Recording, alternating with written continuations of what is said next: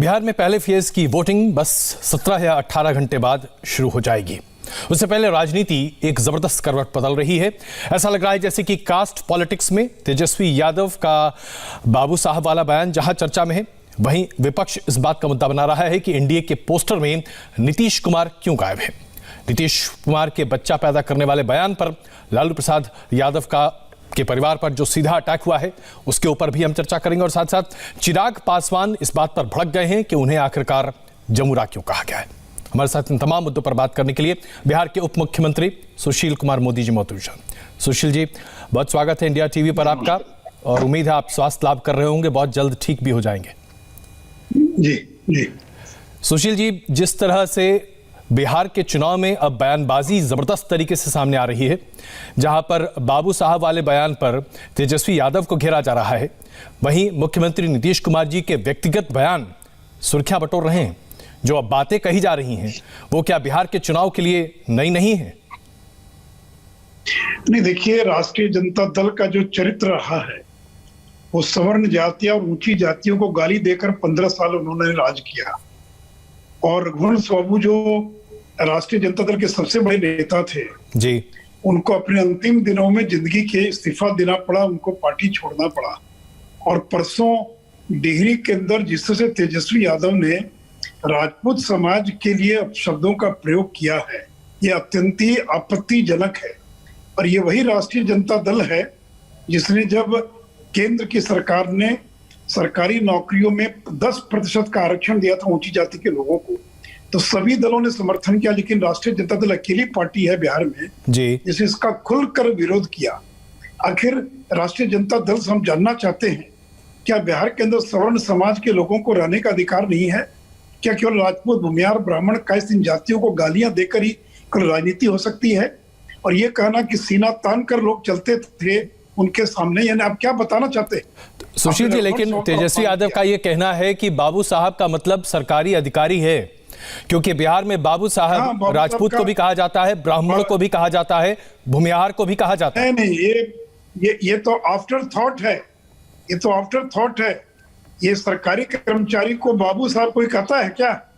कोई बाबू साहब नहीं कहता। बाबू साहब राजपूत समाज के लिए रोहतास, कैमूर के पूरे इलाके में जहाँ राजपूतों की बहुत बड़ी आबादी, और देखिए मैंने कहा कि वो वोटों का ध्रुवीकरण करना चाहते हैं बैकवर्ड फॉरवर्ड के नाम पर, जो हम बिहार में नहीं होने देंगे।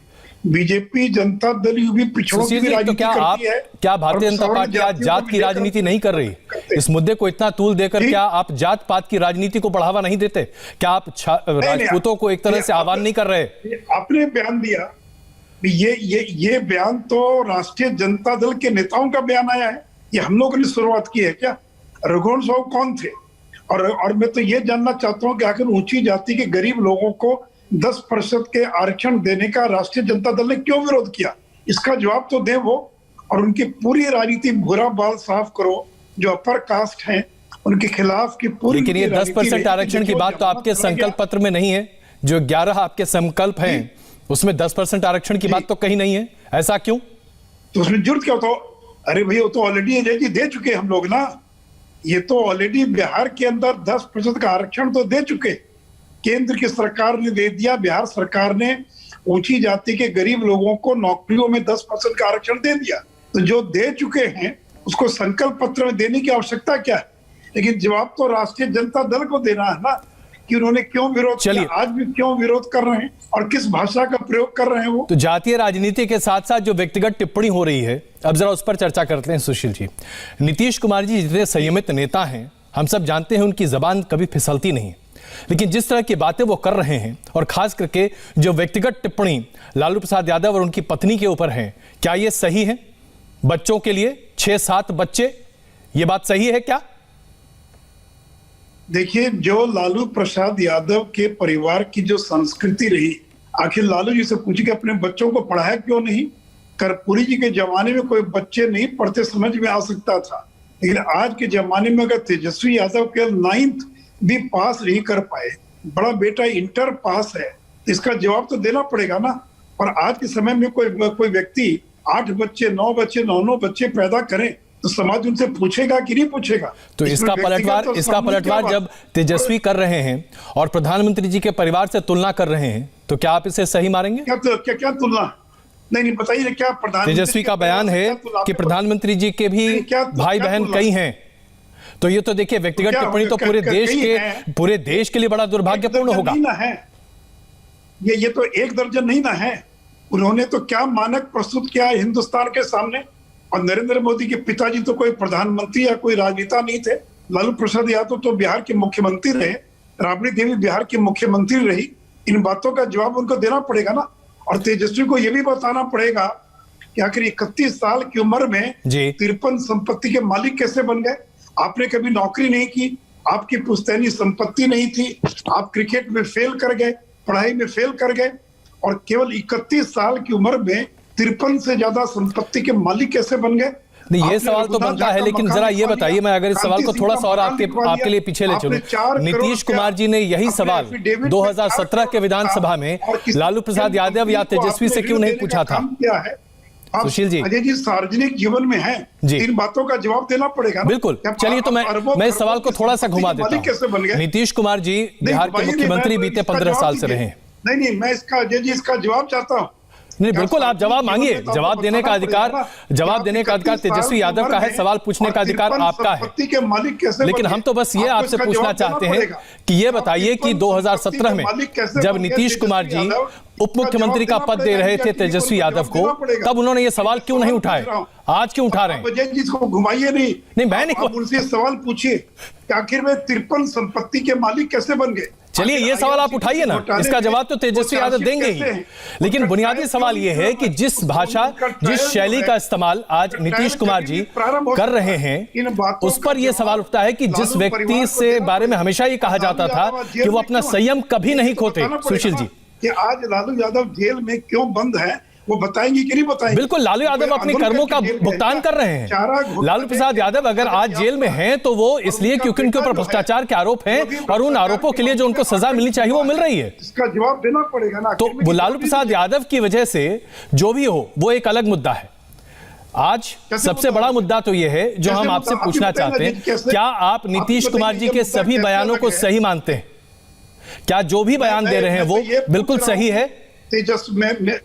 मेरे सवाल का जवाब दीजिए ना। तेजस्वी यादव 31 साल की उम्र में 53 संपत्ति के मालिक कैसे बन गए?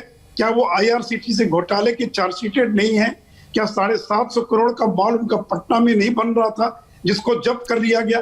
क्या IRCTC घोटाले में उन पर जो चार्जशीट फाइल हुई है उसका ट्रायल प्रारंभ होने जा रहा है? तो ये बताइए कि ये तो 5 साल पुरानी बात है सार्वजनिक जीवन में। सुशील जी, 5 साल पुरानी बात है। केंद्रीय जांच एजेंसी बीते 5 साल से क्यों नहीं गिरफ्तार कर पाई अभी तक तेजस्वी यादव को?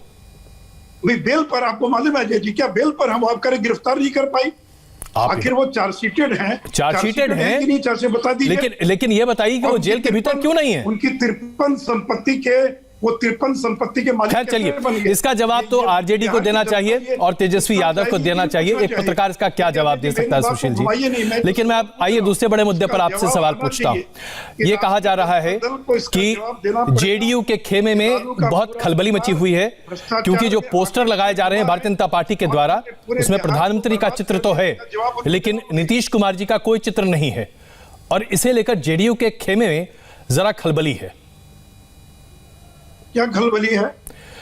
जो तमाम पोस्टर्स लगाए जा रहे हैं, प्रधानमंत्री का फोटो उसमें है, नीतीश कुमार का फोटो नहीं है, और इसे लेकर खलबली है जेडीयू के कैंप में। जब अजय जी, जब नरेंद्र मोदी जी ने घोषित कर दिया कि वो मुख्यमंत्री के उम्मीदवार है, वही मुख्यमंत्री होंगे, तो पोस्टर में फोटो है कि नहीं है? और आपने सारे पोस्टर देखे हैं क्या? बिल्कुल देखिए, हम अभी दिखा भी रहे हैं। अगर आप अभी इंडिया टीवी देखें तो हम तमाम पोस्टर्स दिखा रहे हैं जहां प्रधानमंत्री जी हैं। अजय जी, मेरा फोटो कहां पर है? अमित शाह का फोटो कहां पर है? नड्डा जी का फोटो कहां पर है? ये कोई फोटो कोई मुद्दा है क्या? अरे जब नरेंद्र मोदी, अमित शाह ने ऐलान कर दिया कि मुख्यमंत्री नीतीश कुमार होंगे, वो प्रधानमंत्री हैं, उनकी सभा होने जा रही है, स्वाभाविक है कि देश के प्रधानमंत्री का फोटो उस पर होगा। इसमें ये कौन बड़ी बात है? और तो जेडीयू के लोग इतने अनिश्चित क्यों हैं? वो परेशान क्यों हैं कि आपने चिराग पासवान को उनके पीछे छोड़ रखा है? देखिए, ऐसा कि मैं तो चिराग पासवान के समर्थकों से अपील करूंगा जी कि लोक जनशक्ति पार्टी को वोट का मतलब है राष्ट्रीय जनता दल को वोट। लोक जनशक्ति पार्टी को वोट का मतलब है तेजस्वी यादव को वोट, लोक जनशक्ति पार्टी को वोट का मतलब है कि बिहार को फिर से जंगल राज में लौटा कर ले आना। इसलिए मैं लोक जनशक्ति पार्टी के सभी कार्यकर्ताओं से, समर्थकों से अपील करूंगा कि अपना वोट बर्बाद मत कीजिए। अगर ऐसी बात है, तो ये बताइए कि युवा प्रभारी अभी तेजस्वी को मिलना चाहिए और एक एक लोक जनशक्ति पार्टी का वोट अपना बर्बाद नहीं करेगा। बहुत जागरूक लोग हैं, तो लोक जनशक्ति के पार्टी के कार्यकर्ताओं से मैं अपील करूंगा, बीजेपी, जेडीयू, वीआईपी, हम गठबंधन के उम्मीदवारों को जिताइए और बिहार में नरेंद्र मोदी, अमित शाह के जो उम्मीदवार हैं, नीतीश कुमार, उनको बिहार का मुख्यमंत्री बनाइए। इसलिए लोक जनशक्ति ऐसे में आप ये मानते हैं कि चिराग पासवान को जमूरा कहना सही होगा, क्योंकि चिराग पासवान ने इस पर भी सख्त आपत्ति जताई है। जमूरा कहा जा रहा है आज, क्यों? क्या है उनकी बिहार में, क्या उनकी औकात, क्या उनकी स्थिति है कि बार बार आप चिराग पासवान बोले जा रहे हैं? एक सीट भी जीत सकते हैं बिहार में क्या? केवल बयान देकर टीवी पर आप लोग ट्वीट और बाकी को हाईलाइट करके हीरो बना देते हैं किसी को। क्या उनकी हैसियत एक सीट बिहार में जीत सकते हैं क्या? अगर ऐसी बात थी तो फिर आप ऐसी बात थी तो रामविलास पासवान जी की पार्टी को एनडीए अपने साथ क्यों रखी हुई थी? वो केंद्र में मंत्री क्यों रखे हुए? केंद्र में मंत्री थे या नहीं? रामविलास पासवान जी लगातार आपके साथ रहे हैं। अरे भी अजय जी, आज मंत्री हैं क्या?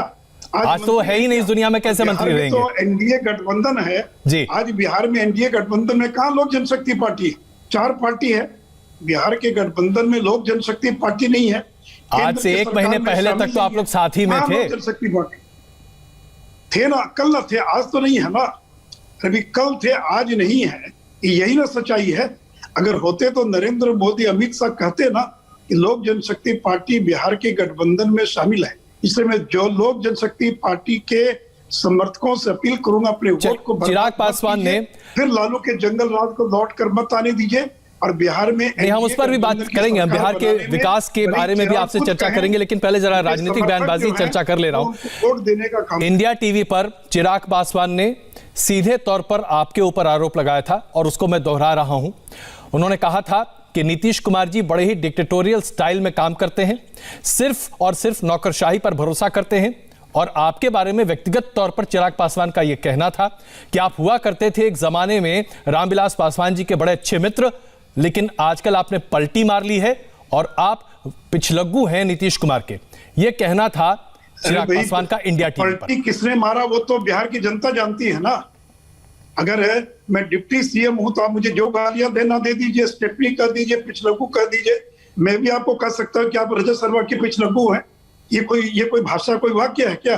आप भी तो रजत शर्मा के पिछलग्गू हैं, आप वहां काम कर रहे हैं। जी बिल्कुल, मैं तो काम करता हूं यहाँ पर। इस तरह की भाषा का प्रयोग मत कीजिए कम से कम। नहीं, मैं नहीं कर रहा, मैंने बयान को आपके सामने रखा है, क्योंकि जब जमूरा उनको कहा जा रहा है तो उसका इस तरह का उनका व्याख्यान था। रजत शर्मा के पिछलग्गू है क्या? अब तो आप रजत शर्मा के पिछलग्गू है क्या? अरे मैं डिप्टी सीएम हूँ बिहार के अंदर जी। नरेंद्र मोदी ने मुझे डिप्टी सीएम बनवाया है, मैं मिलकर सरकार चला रहा हूँ, मैं मिलकर और ये पलटी मैंने, हम लोगों ने मारा कि उन्होंने पलटी मारा? ये लोक जनशक्ति पार्टी ने पलटी मारा कि बीजेपी ने पलटी मारा? आप ही बता दीजिए। हम लोगों ने तो, अमित शाह ने कहा कि हमने उनको पर्याप्त संख्या में सीटों को देने का काम किया, लेकिन वो तैयार नहीं थे, वो गठबंधन से अलग हो गए।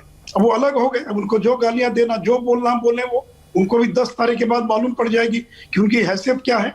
2005 के अंदर 29 सीटें जीती थी लोक जनशक्ति पार्टी, उसका लगातार उनकी सीटों की संख्या में और कमी आती चली गई है। तो देखिए कुछ लोग, तो आपके हिसाब से चिराग पासवान कोई फैक्टर नहीं है बिहार के चुनाव में, कोई उनका औचित्य नहीं है, वो वोट कटवा है, यही आप कहना चाहते हैं क्या? जनशक्ति पार्टी बिहार में बैटिंग कर रही है।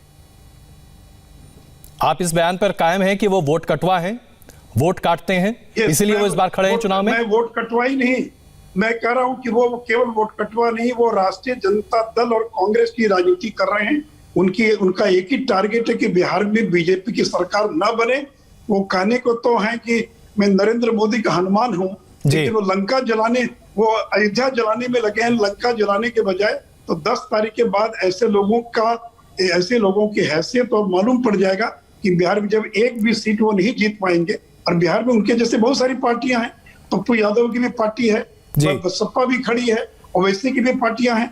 हर चुनाव में लोग खड़े होते हैं, ये कौन बड़ी बात है?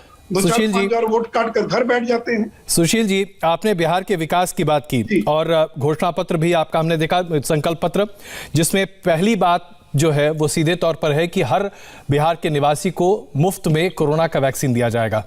तो क्या ये माना जाए कि अगर चुनाव ना होता तो बिहार के निवासियों को मुफ्त में कोरोना का वैक्सीन न दिया जाता? ये लिखा है क्या घोषणा पत्र? नहीं, मैं आपके संकल्प पत्र में है कि हर किसी को मुफ्त में कोरोना का वैक्सीन दिया जाएगा। तो मैं एक सवाल पूछ रहा हूं, एक रिटोरिकल सवाल है कि अगर चुनाव ना होता तो क्या मुफ्त में ना दिया जाता वैक्सीन? नहीं, आप ही बताइए ना, पूरे हिंदुस्तान में नरेंद्र मोदी और केंद्र की सरकार ने ऐलान किया है जी कि सभी लोगों को मुफ्त में वैक्सीन दिया जाएगा। ये कौन बड़ी बात है? ये कोई इशू है क्या? नहीं, बिल्कुल नहीं। तो फिर इसे घोषणा पत्र में लिखने का मतलब क्या है? अपने क्यों नहीं लिखेंगे? भाई सरकार हम बनाने जा रहे हैं, तो घोषणा पत्र में क्यों क्या लिखना चाहिए? आप ही बता दीजिए मुझे। नहीं, मैं पूछ रहा हूं आपसे क्या लिखना चाहिए, नहीं आप ही मुझे डिक्टेट कर दीजिए। मैं कहूँ कि अस्पताल बनाना चाहिए, आप कहेंगे इसका मतलब आपकी सरकार नहीं बनेगी, अस्पताल नहीं बनाएंगे।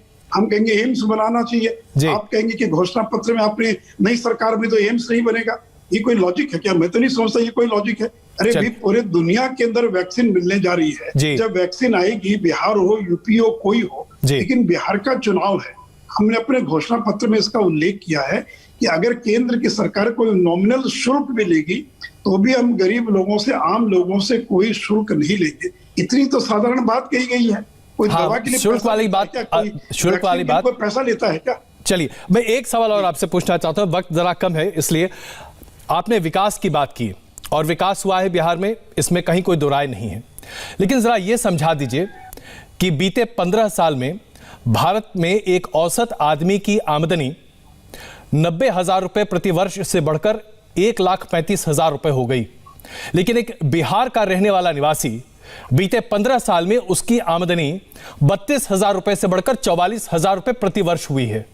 यह कैसा विकास है बिहार में, जो देश के आसपास कहीं फटकता भी नहीं, नेशनल एवरेज के आसपास कहीं फटकता भी नहीं है, और 15 साल आपकी सरकार रही। अजय जी, कैसा विकास है ये जानने के लिए आपको 2005 में लौट के आना पड़ेगा, जब बिहार के अंदर एक घर में भी बिजली नहीं थी। आज बिहार के अंदर कोई ऐसा घर नहीं बचा जहां 22 घंटे बिजली नहीं है। ये विकास नहीं है क्या? आज बिहार के अंदर कोई ऐसा गांव नहीं है जो पक्की सड़क से नहीं जुड़ा है। आज बिहार के अंदर इतनी बड़ी बाढ़ आई, आज बाढ़ चुनाव का मुद्दा है क्या? 22 लाख लोगों के खाते में 6-6 हजार, और जो तमाम लोग बिहार से बाहर नौकरी के लिए जाते हैं, क्या वो विकास है क्या? अजय जी, या तो मुझे बोलने दीजिए, या तो आप बोलिए, मुझे बोलने दीजिए प्लीज। अभी कोरोना काल में महाराष्ट्र है जी, 40,000 लोग मर गए कोरोना के अंदर। बिहार में कितने लोग मरे? आज हम लोगों ने बिहार में कोरोना को नियंत्रित करके दिखाया है। ये कोई कम बड़ी उपलब्धि है क्या? 22 लाख लोग जो प्रवासी मजदूर आए, उनको बिना किराए लिए उनके घरों तक पहुंचाया गया। बिहार के अंदर 35,000 करोड़ हम लोगों ने माइग्रेंट लेबर और गरीबों पर केंद्र, यानी आपको भरोसा है कि आपने विकास किया है और आपको लगता है कि आप इसे और आगे बढ़ाएंगे। क्या मैं सही हूं सुशील जी? बढ़ाएंगे। चलिए, बहुत धन्यवाद इंडिया टीवी से बात करने के लिए और अपना बहुमूल्य वक्त देने के लिए बहुत धन्यवाद। हम यहाँ पर एक छोटा सा ब्रेक ले रहे हैं। ब्रेक के बाद भारत और अमेरिका के बीच 2+2 डायलॉग की क्या है बड़ी बातें, आपको बताएंगे।